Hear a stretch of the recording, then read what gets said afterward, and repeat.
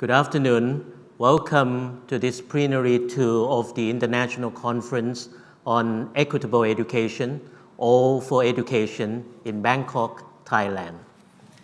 This plenary this afternoon is entitled Visions to Actions. So basically it means what are we going to do in order to achieve our vision? And today we are very blessed to have 4 distinguished speakers with us. The first 2 will be speaking together, and they are Ms. Cartier Malaquis from All Means All, Australia, and Ms. Rhonda Galbally from Royal Commission, Australia.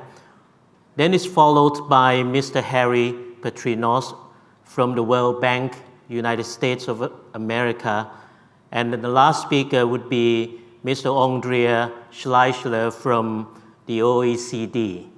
That is the Organization for Economic Cooperation and Development in Paris. Now I would like to introduce you to the first co-speakers this afternoon, Ms. Cartier Malaquis from All Means All. She is the co-founder and advisor to All Means All, the Australian Alliance for Inclusive Education, and was instrumental in establishment of Australian Coalition for Inclusive Education, comprising disability organizations from around Australia. And her co-speaker would be Ms. Rhonda Galbally.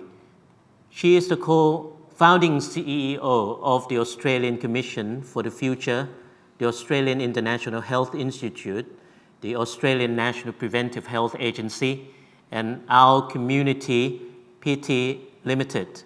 She established the Victorian Health Promotion Foundation, or Vic Health, as the first organization in the world to use a levy on tobacco for tobacco control, reducing demand for alcohol, tackling risk factors for heart disease, health in learned understanding education. So please, Ms. Cartier Malaquis and Ms. Rhonda Galbally. I'm so pleased to be back with my Thai friends, although I'm very sorry to be on Zoom and not there in person. I want to start by congratulating Thailand for establishing the Equitable Education Fund, yet another innovative, cutting-edge statutory authority, initially supported by Thai Health to get going, reflecting the fact that education is the most important social determinant of health.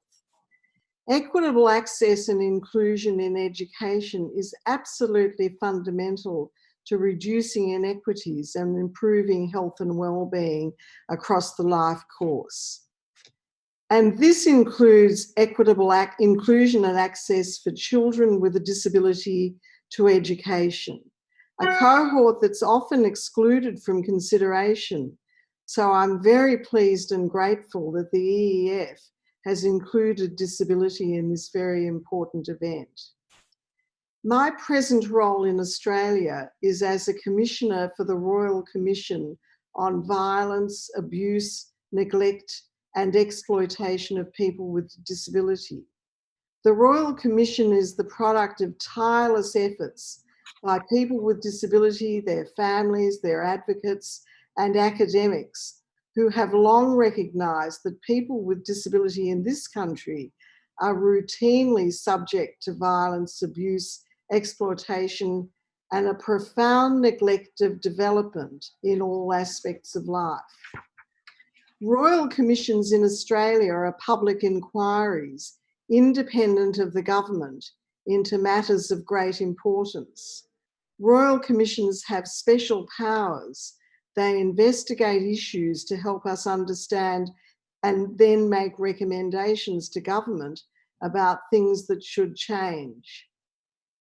And education is a key area for our Commission. This is because if education is neglected, the development of children with disability is seriously compromised and their adult life chances for social, economic and community participation are profoundly reduced. The Royal Commission had our first public hearing on education last November, where we heard about the Queensland Government's efforts to introduce a relatively new inclusive education policy across the state of Queensland. In addition to education, we've also had public hearings on homes and living, which looked at the experience of people with disability living in segregated homes. And most recently, just before COVID-19 hit, we had a hearing on health, where we heard from people with cognitive impairments about their interaction with the health system. And our next hearing will be in August on the impacts of COVID-19 on people with disability. However, our earliest focus on education signals that this is a key area of investigation for the Royal Commission. We have heard in the first hearing submissions and responses to the Commission's Education Issues paper that while at school, children with disabilities experience bullying and other forms of violence and abuse at much higher rates than their non-disabled peers. But we have also been told that children with disability are segregated and excluded, and therefore that educational neglect is a significant issue for young people with disability. When the Commission has asked about what contributes to the lack of equity for children with disability in education, we are told that a policy vacuum leads to lack of resources, supports and training for educators, and that a common barrier to accessing education for students with disability is deep discrimination based on lack of aspiration for children with disability. This in turn leads to lack of reasonable adjustments and individualised supports. At its heart, the Royal Commission has a goal of transformational change in the lives of people with disabilities in Australia. To me, this means ending the tyranny of low expectations. If we are truly to see change, we must see it in the classroom first. And now I'm absolutely delighted to introduce you to Cartier Malaquis. Cartier is going to outline the key issues in attaining access to equitable education for children with a disability. Cartier is a lawyer, a board director, and a mother of 3 young children, including a child with disabilities. She is an award-winning advocate for human rights and inclusion of children and young people with disability to inclusive education. Cartier is the co-founder of All Means All, the Australian Alliance for Inclusive Education, and I encourage you to all go to the website and look at the outstanding and very helpful resources. This is a unique collection of resources in Australia. Cartier has won several prestigious awards, including the Australian Human Rights Award in 2018. Cartier has authored and co-authored online resources, academic journal articles, and book chapters in relation to education of children with disability. She is a frequent speaker at conferences in Australia and overseas, and has also spoken at the United Nations in Geneva and New York on several occasions. In 2015, Cartier attended the Day of General Discussions on the Right to Inclusive Education at the UN in Geneva, and contributed to the development of the guidance document on the right to inclusive education under the United Nations Convention on the Rights of Persons with Disabilities, General Comment number 4. So I'm so pleased to now hand over to Cartier to present to you. Good afternoon, everyone. It's such a pleasure to be part of this discussion on a vision to action for equitable education, and to be joining you today from Perth, Western Australia. I would have loved to have been there, but it wasn't to be. And I'd like to thank you, Rhonda, for this very generous and extensive introduction. It's wonderful to be able to have this conversation today about implementing equitable education for all. So in terms of the question of what are the national policies which lead to equitable education, I think when we think about equity in education, At the core of it is the realisation by every person of the fundamental human right to education. So equitable education is about everyone, achieving equity for everyone. But at a systemic level, this actually requires a policy focus on particular groups, the most marginalised and disadvantaged children and young people, to ensure that they have the same opportunities to learn on an equal basis with others. So in talking with you today, I'll be looking at this question from the perspective of children with disabilities in particular, because they continue to be excluded from education systems everywhere, and for whom an inclusive education is the only way to achieve equitable education. So let's start with the UN Convention on the Rights of Persons with Disabilities, because it is such an important document. It's the first international human rights treaty to expressly recognise inclusive education as a human right. It takes the universal education right that all of us have, but then it applies it to the situation of people with disabilities. So really, this is the starting point in any discussion about what equitable education looks like for children with disabilities. So let me just try the slides. Article 24 of the Convention states that children with disabilities have the right to quality inclusive education on an equal basis with others in the communities in which they live. It imposes obligations on governments to provide reasonable accommodations within the general education system. And this is consistent with Article 24's goal, which is stated to be the goal of full inclusion. What this means is that all students with disabilities are in regular classrooms with non-disabled peers. They're not in disability segregated settings, they're not in special schools, and they're not in special classrooms.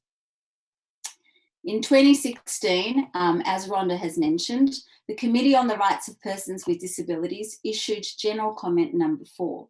It's interpretation guidance for Article 24. And it explains that for students with disabilities, inclusion involves a process of systemic reform and change in content, teaching methods, approaches, structures, and strategies in education to overcome barriers, with a vision to providing all students with equitable and an equitable and participatory learning experience. This means inclusive education is how we achieve equitable education for students with disabilities. General Comment 4, the committee then called on state parties to adopt and implement a comprehensive national education strategy for systemic reform. And this is really important. In Australia, like many other countries, governments to date have been willing at best to tinker with education systems, but they've really avoided undertaking broader systemic reforms.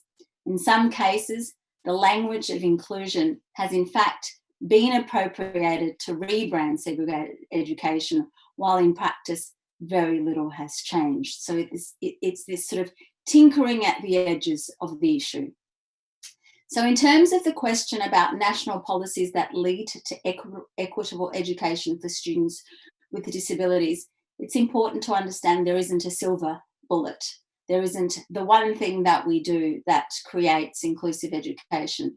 We're really talking about comprehensive systemic reform at the level of law, policy, culture, and practice. And this is what General Comment 4 calls for, in effect. So looking at law and policy, the right to inclusive education needs to be supported by robust laws and policies to protect that right, to protect the right of every student to an equitable and inclusive education, and to provide effective legal remedies. These laws should include prohibitions against discrimination, including non-rejection provisions that schools cannot turn away students on the basis of attributes like disability. It should also capture looking at other laws and policies that may have discriminatory effects themselves. For example, zero tolerance behaviour suspension policies that, as we have seen in Australia, our experience is that they operate disproportionately to exclude students with disabilities from the education system. So effective laws would also impose obligations to provide reasonable accommodations and supports, which is a core component of the right to inclusive education. It is what enables access. They would also prohibit or phase out segregated education, given that this is, under the Disabilities Convention, one of the positive obligations of governments to tackle school segregation. And general comment number 4 actually characterises the right to non-discrimination as including the right not to be segregated and to be provided with reasonable accommodations. So in addition, laws and policies need to go further than discrimination. They need to create positive obligations. So the things that we need to do, not just the things that we shouldn't do, to ensure the implementation of inclusive education at all levels. And for example, it would be monitoring and data collection could be some of the positive obligations that would allow us to support inclusive education and make sure that we are actually on the right track about implementing it. In Australia, we have anti-discrimination laws, but they have been ineffective. And in fact, in the last 10 years, segregated education for students with disabilities has in fact increased. This is the same period that we've had the Convention on the Rights of Persons with Disabilities in place. This outcome is inconsistent with the goal of equitable and inclusive education. And in fact, the Committee on the Rights of Persons with Disabilities made it clear in general comment number 4 that the realisation of Article 24 is not compatible with sustaining 2 systems of education, mainstream and special, and has called on governments to transfer resources out of segregated systems and into the general education system. The culture of level, at the level of culture and practice, the operation of this dual system continues to hinder the development of genuinely inclusive education in Australia. So the special segregated system operates as a pressure release valve and relieves the general education system of responsibility towards some students. They are excluded, the pressure is off, and nothing changes. It also enables discriminatory practices like gatekeeping, where students and families are pushed into the segregated system simply because that it's easier for the education system to address the needs of students with disabilities that way. If we are to have an education system that is genuinely inclusive of all, at the level of culture and practice, then respect for human diversity must be a core value. This includes recognition that the onus is on the education system to respond to student diversity and educate every student, rather than on the individual to fit in and integrate into what's already there. That is fundamentally inaccessible for some students.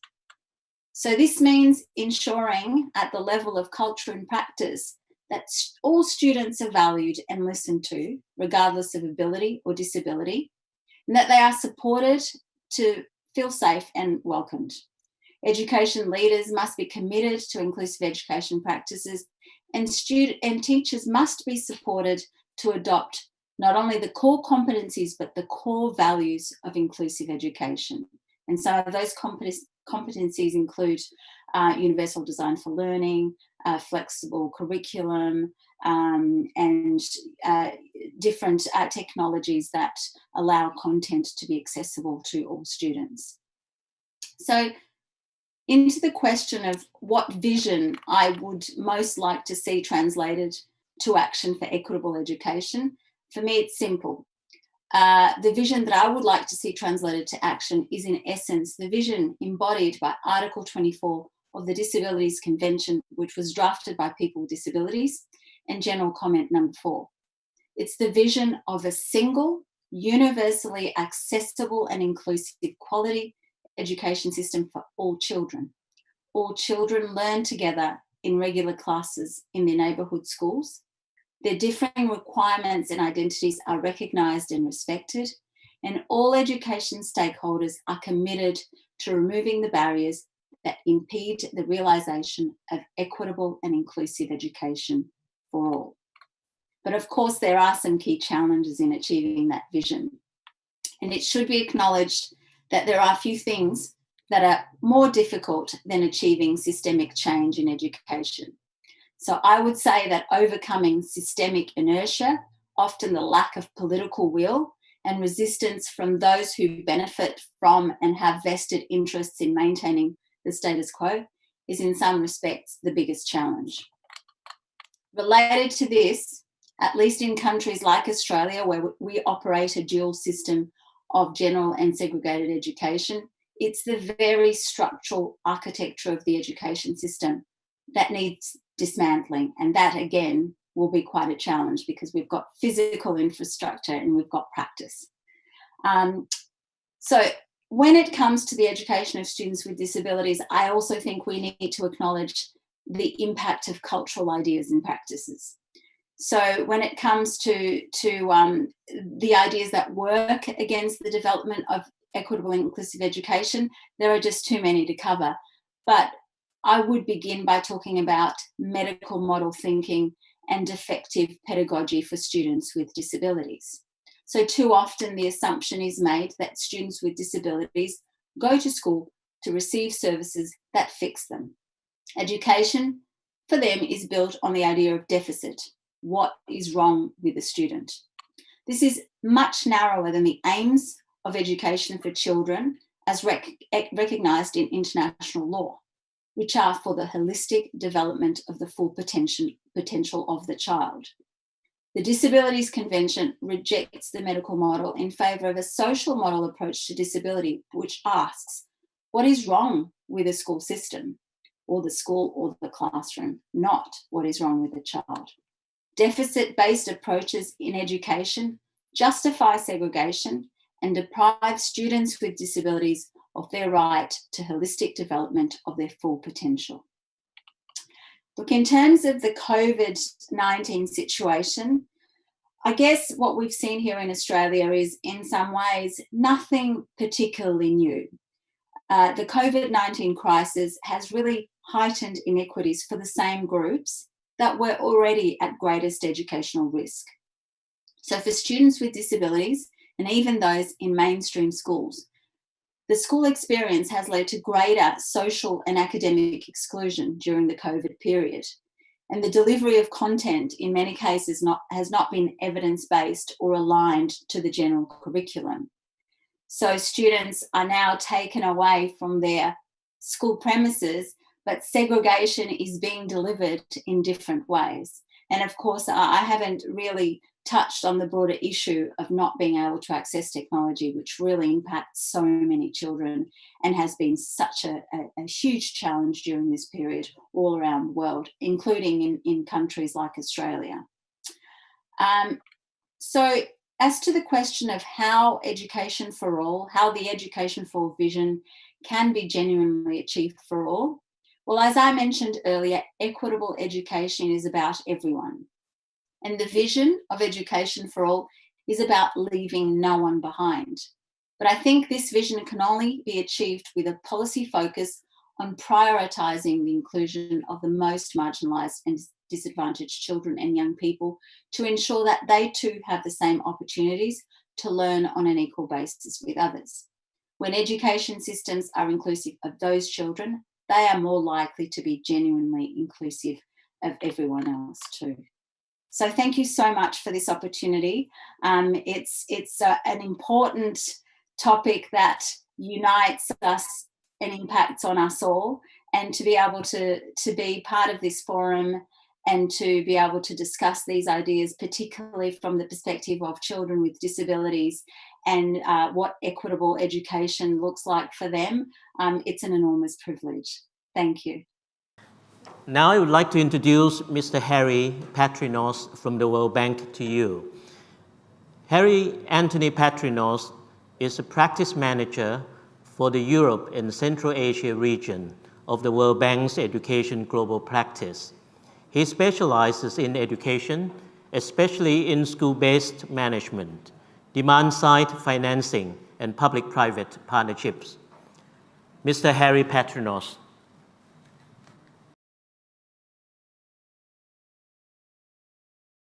COVID-19 presents a threat to equity in education outcomes. Today, 1/3 of students worldwide are in education systems that are closed. At the peak of the crisis, 94% of students were out of school. That's 1.6 billion children around the world. We know from past pandemics and crises that these have a long-lasting impact on human capital. The 1918 influenza generated impacts such as reduced school attainment, increased disability, lower incomes, lower socioeconomic status, higher transfer payments, effects that lasted into the 1980s. A lost decade for education ensued after the Great Recession in the United States. Budgets were cut, which led to significant declines in learning outcomes, increases in dropouts, and sharp reductions in college entrance rates. These disproportionately affected the poorest and widened equity gaps. COVID-19 is expected to also have profound impacts on education, human capital formation, and social welfare. Most children, but predominantly those from poorer backgrounds, will suffer a loss in learning of up to a half year of schooling. This means that many students who were performing at average levels will move close to becoming functionally illiterate as a result of the school closures. Another third of a schooling year loss in learning is expected over the summer break, and this is likely to affect those from lower socioeconomic backgrounds the most. We know that school closures have a profound impact on outcomes. The secondary school closures during the Cultural Revolution led to a significant decline of up to 35% in high school completion rates. There's also the fact that losses in earnings due to crisis will not be distributed equally. In fact, those with higher levels of education are likely to fare much better during, but especially after crises. There have been estimates of the cost of pandemics using current year figures. For example, in the UK, it's expected a pandemic will cost 0.1 to 0.4 of current GDP. In the United States, pandemics could cause a 0.3% loss in GDP in the current year. A recent study in Norway showed that the school closures could lead to losses of $214 million plus $165 million for each day that schools remain closed. School closures are expected to reduce learning. We also think they'll reduce future learning. That is, those students affected by the school closures will ultimately attain less human capital and therefore earn less in the future. So we expect future earnings losses. To estimate lost wages due to the COVID-19 induced school closures, we build a simple model that looks at future earnings in terms of the returns to education, which are expected to be about 8% a year globally. That is, every year of schooling raises income by about 8%. We also estimate that schools will be closed for about 4 months and make an adjustment to future marginal earnings. We apply this simple model to the United States, the world's biggest economy. We also know that mitigation measures are in place. There is distance education, remote learning, but these measures differ in terms of coverage, quality, and access. So we still expect some level of learning loss despite the mitigation measures. In our simple model applied to the United States, we estimate that at the individual level, the school closures will cost each student about $1,300 a year. That's a small amount at the individual level. Even over the lifetime, in present value terms, this is only $33,000. Seems like a small price to pay for the social distancing that's required during the COVID crisis.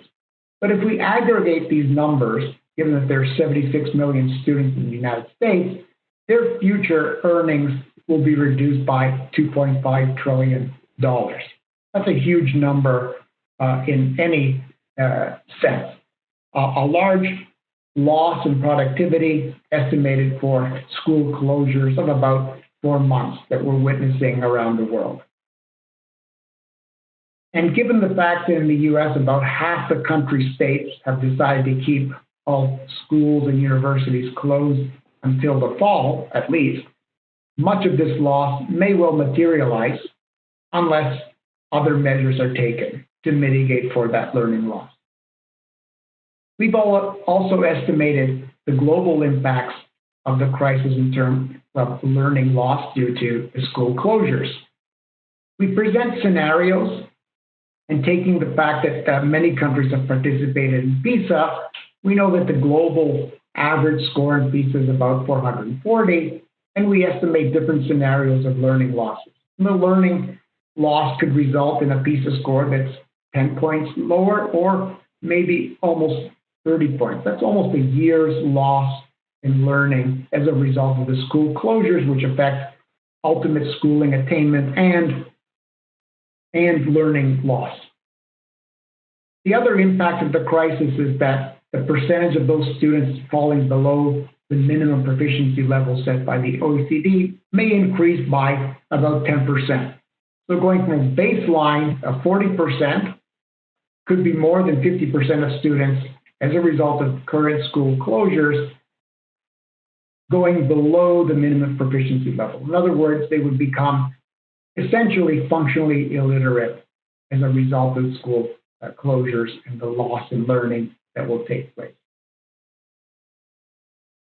These studies are limited in terms that they are projections, but we think they are realistic projections and could present a lower bound of the losses unless mitigation measures and compensatory measures are taken. Of course, we know the quality of schooling varies across countries, and therefore the likely impacts will vary as well. There's also questions of distributional aspects. Some students from poor families, some students from remote rural areas may suffer more as a result of the school closure. We also expect the effects of the crisis to differ by level of education. There could be differentiated effects in the sense that the returns to schooling may actually rise as a result of the crisis. This could come about because increased unemployment rates among the less educated will create a pool of unemployed, less educated workers, which will dampen the wages of the less educated and therefore drive up the relative wages of those with higher levels of schooling, thereby producing a higher rate of return as a result of the crisis. And we saw precisely that happen in other countries around the world due to other financial and economic crises. This happened in Argentina during the volatile period between 1992 and 2002, as the earnings of educated workers seemed to be less affected by crises than the earnings of less educated. So it seems that overall educated workers will fare better in a crisis. In Argentina, we see in the chart that the returns to schooling actually increased during times of economic decline and during times of economic prosperity. As the country fell further and further behind, the returns to education seemed to be quite stable or actually increased. We saw the same thing happen in Mexico during different crisis periods. The returns to schooling remain relatively high despite volatile movements in output or GDP. We also saw similar effects in Venezuela. In fact, the last crises to affect Venezuela actually led to an increase in the returns to education. If we look at the effects by level of education, what seems to be happening is that those with higher education, university and college, have improved their position vis-a-vis those with secondary or high school education. The crises seem to produce relatively higher wages for those at the university level compared to those with high school and below. And the gap has increased over time and during periods of crisis and recovery. Similar patterns, but a bit less pronounced, have been seen in Thailand. During periods of economic decline, we saw the gaps between higher and secondary education actually increase over time up to the latest crisis of the late 2009, 2010. So we expect that these patterns may repeat in many countries as those with higher levels of education, higher human capital, do better during the crisis, and those with lower levels of education suffer job losses, which reduce overall wages for those at the high school level and below. We expect three kinds of policy supports. We propose to work during the crisis to help countries cope with the crisis by promoting distance education and supporting the remote learning. As countries come out of the crisis, we hope to manage the systems with a continuous learning support. And as the country moves back into a period of stability, we hope to help improve and accelerate learning outcomes. Some recommendations from our analysis suggest that it's important to maintain efforts on education expenditures, both household and especially public government spending, in order to keep people in school and to promote higher levels of education.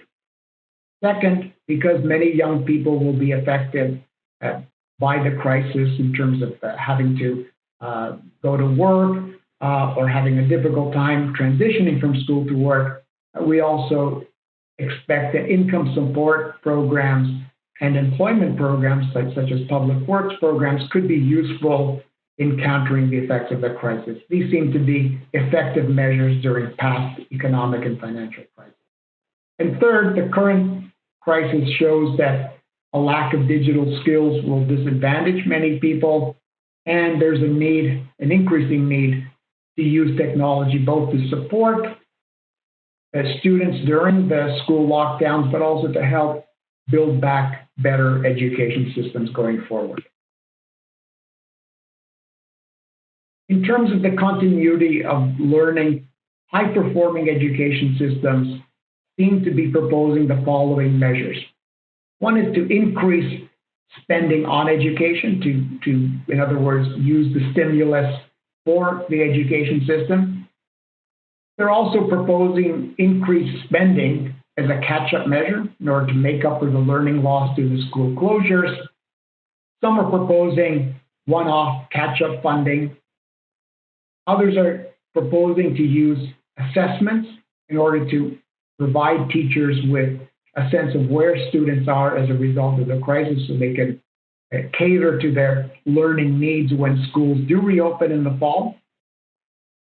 We're also seeing increased investments in sustainable distance education systems that are integrated with the education and schooling system.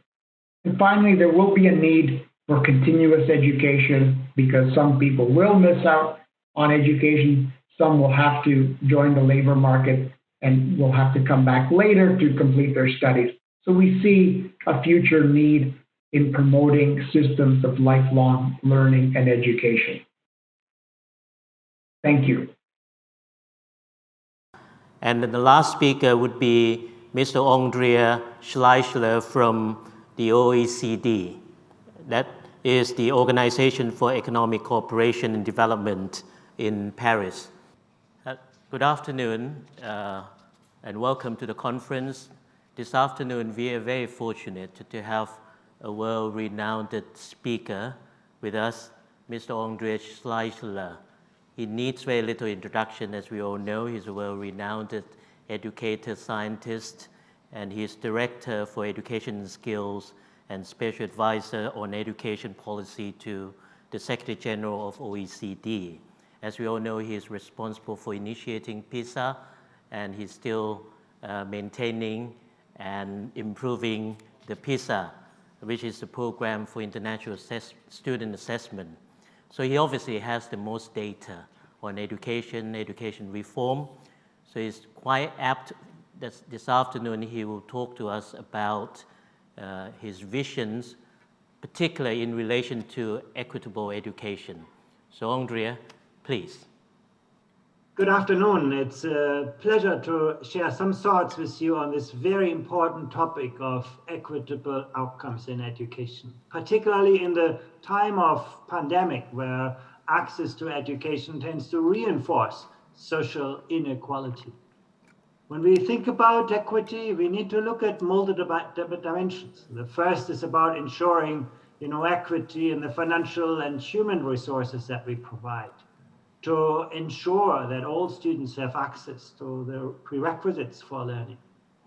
But equity is also about minimizing the strings of the relationship between social background and outcomes, ensuring that we attract the most talented students, teachers, to the most challenging classrooms, ensure that every student has access to excellent teaching. And we need to look at the outcomes, the variability in student and school performance, and again, the strengths of the relationship between learning outcomes and the social background of students and schools. Let's start with the last part, the outcomes. And let me start with a few results from the PISA assessment. What we see very clearly is that in many countries, Thailand included, a large share of young people are not reaching even the most basic levels of literacy outcomes and numeracy outcomes. Of course, there are students who are doing fine as well, but if you just focus on the lower part of the performance distribution, these are significant numbers of young people. Even in the highest performing education systems, you look to the 4 regions in China or to Estonia or to Singapore, you can still see that there are young people falling through the cracks of the education system. The wide range of outcomes is a challenge everywhere. Imagine we could fix that. Imagine we could ensure that every young learner at least reaches what we call the PISA level 2, the most essential foundations, where students have learned to read so that they can use reading for learning. Imagine that goal would be realized. We would be talking about a long-term economic benefit for a country like Thailand of over $4 trillion US, or 4 times the size of the current economy of Thailand. What this shows us is the high cost of low education performance. So securing strong foundation skills for every young learner is the starting point for our discussion on equity and outcomes. Geography is another challenge. If you look to a country like Finland in Europe, only about 5% of the performance variation lies between schools. The closest school is always the best school. On the other end of the screen, you can see countries like Israel or Lebanon or the Netherlands. There's a lot of variability in the quality of schooling. Where you enroll your child is hugely impactful on the quality of schooling. But on the left side, we do see that there are some countries very, very good in aligning resources with needs to ensure that parents don't have to worry that much about the school they choose. And Thailand is sort of in the middle of the two. It's balanced those kinds of dimensions. But ensuring that the closest school is always the best school will eliminate a lot of problems in the education system. The last point I want to make is to ensure that learning is independent from social background. Let me order the learning outcomes by decile of social background. You can see here on the left side in the red square, the 10% most disadvantaged students in the Dominican Republic, and in the green triangle, students from the wealthiest families. And you can see there's a whole world of difference in the learning outcomes between students from rich and poor families in the Dominican Republic. And actually, it looks very similar across countries. In most countries, there's a wide gap between the family backgrounds, the outcomes of students from different family backgrounds. But what I also want to show you is that in some countries, even the poorest children do really, really well.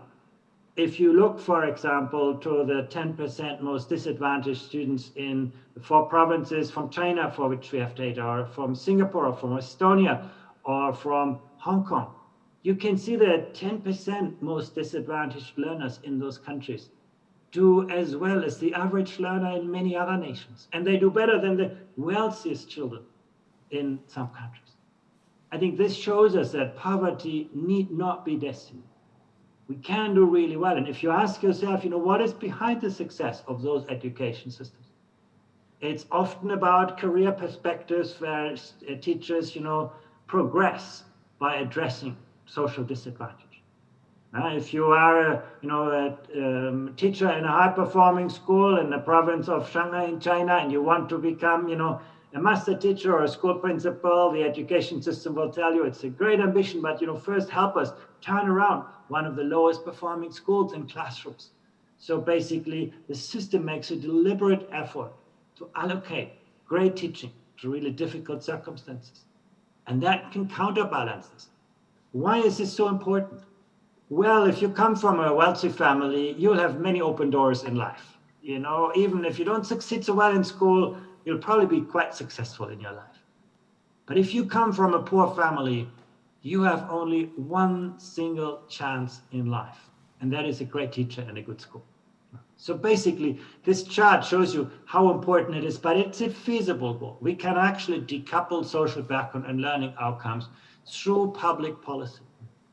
But it's about deliberate investment of resources, it's about aligning resources with needs. It's about allocating teachers to the classrooms and schools where they can make most of a difference.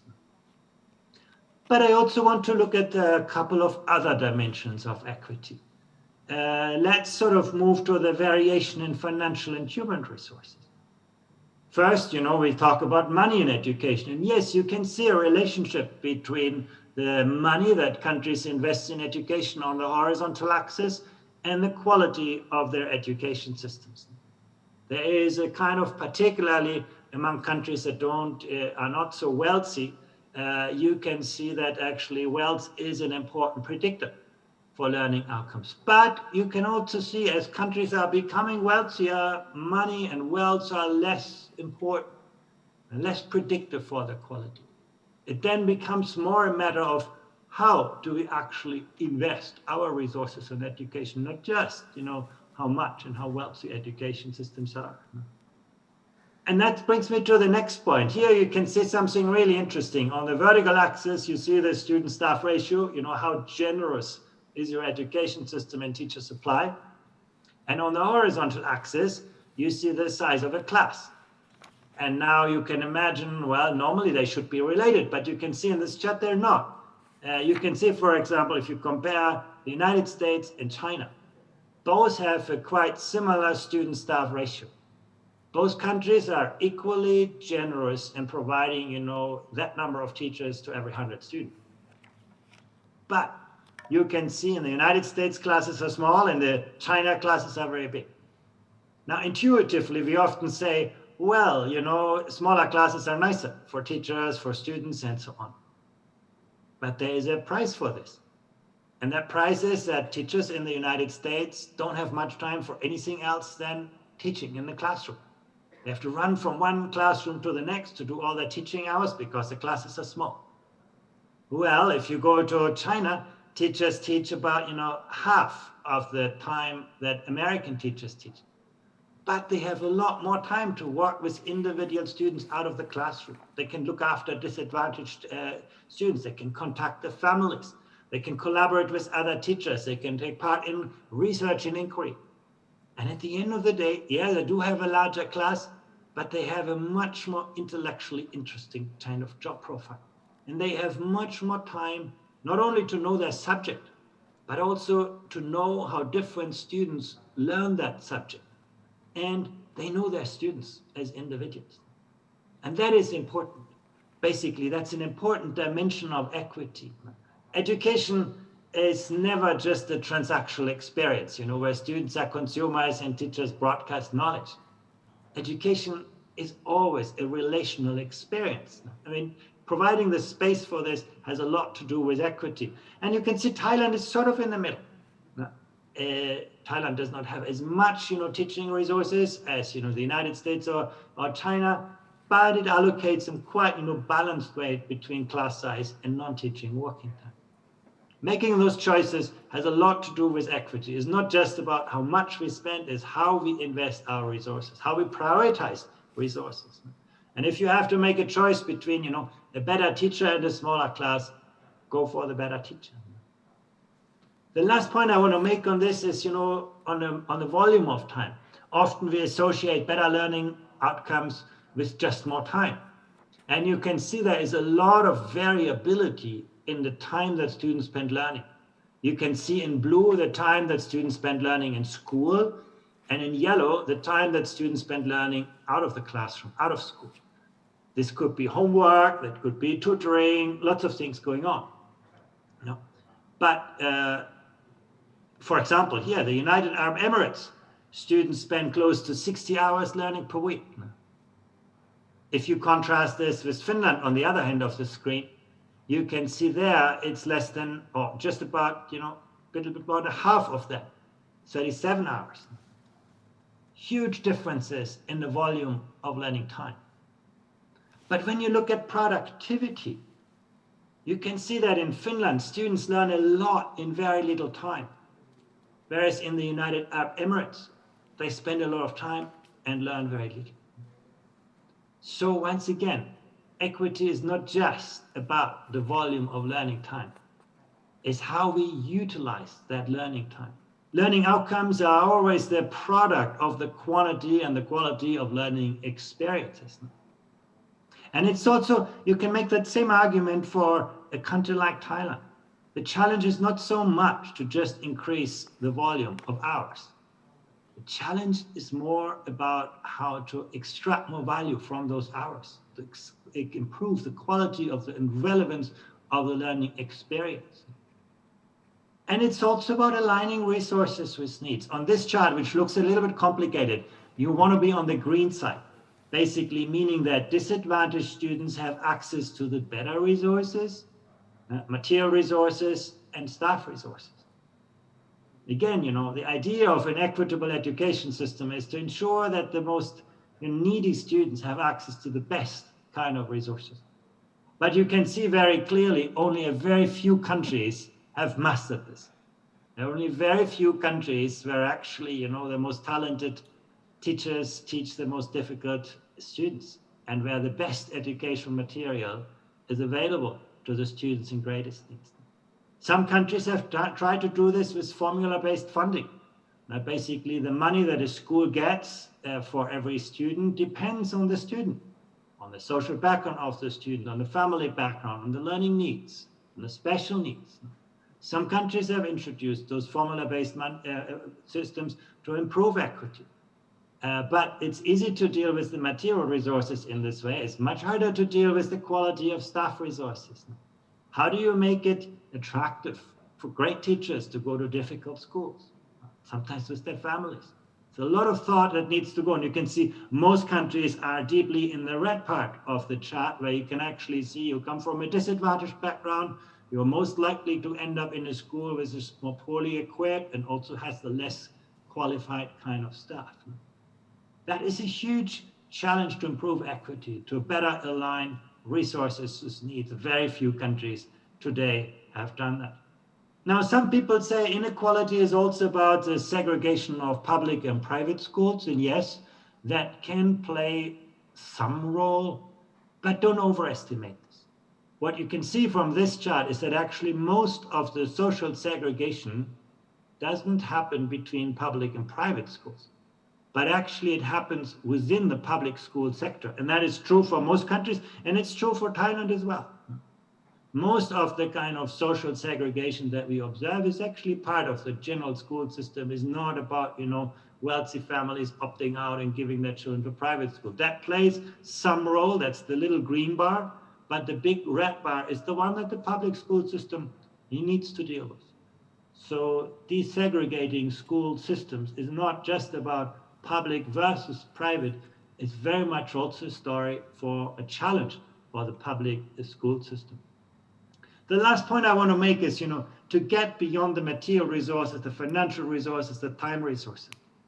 I showed you before, you know, money is not a great predictor for the quality of an education system. Learning time is not a great predictor for the performance education system. But whether students have a growth mindset is really, really important. If you look, you know, among the OECD countries, Estonia is the #1 on the PISA test. But it's also the #1 where students believe that success in education is not about, you know, background, is not about, you know, intelligence, is not about features I cannot change. But the success is owned by my own effort. Students believe, you know, when we ask students, what do you believe makes you successful in mathematics? You'd have, you know, 9 out of 10 students in Estonia saying it's about, you know, hard work. If I, you know, invest the time and the effort, my teacher's going to help me and I'm going to be successful. If you ask that same question to students in Indonesia, the majority of students will say, well, you know, I'm not that talented in mathematics, I better study something else. And the picture is a little bit similar in Thailand as well. So if we want to improve equity in education, quality in education, we not only need to change the environment, but we very much need to also change the mindset that actually success is something that is earned, that is actually part of our own investment in the learning environment. And that's something that has to do with the instructional core, with the climate, the dispositions that we create in our education system. And that growth mindset is not just about academic learning. You can also see where students had a stronger growth mindset, they were more likely to be motivated to master difficult tasks.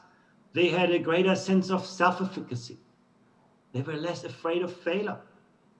And that is important in the 21st century. You know, success in education needs to be about, you know, being able to be creative, to take risks, to innovate. And that means we have to accept that sometimes we will not succeed. If we do not accept failure, then it's going to be hard to be creative.